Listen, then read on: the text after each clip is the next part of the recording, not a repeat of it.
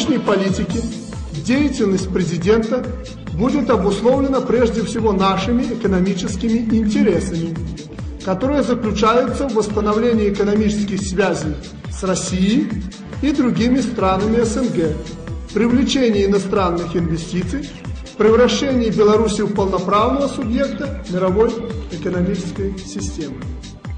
Беларусь впервые в мире отказалась от возможности реального обладания ядерным оружием. Подтверждаю стремление моей страны выполнить взятые ею обязательства в соответствии с ранее заключенными договорами. Президент Республики Беларусь будет стоять на страже Конституции и законов Республики, выступать гарантом ее государственности и безопасности.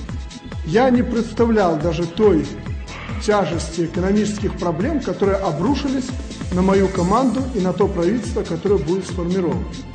Ну вот смотрите, проблема, которую сегодня мы изучили окончательно, и последним, кто доложил о ситуации, был Виктор Гончар, по хлебу.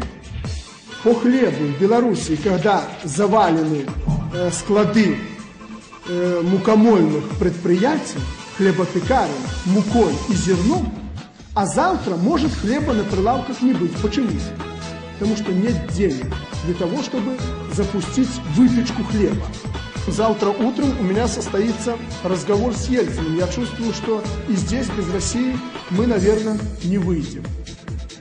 В общем, критическая ситуация в финансах, в экономике вообще, и приоритет будет отдан решению именно вот этих тактических вопросов. Еще один вопрос – это топливо.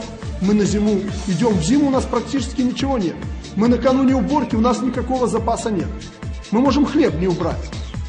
Бизнес-класс, если он хочет жить и существовать, иметь право на существование в нашей республике, он должен проводить политику в интересах человека, общества, народа, ибо его просто народ отвергнет, как отвергает и теперь.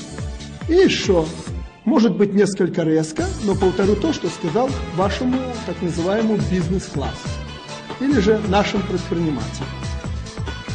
Я им сказал следующее, что вы с меня выбивать реформы, льготы, лицензии, квоты не будете. Я вас провяжу президенту и его политике настолько, что если вы меня утопите, утонете и вы вместе с ним.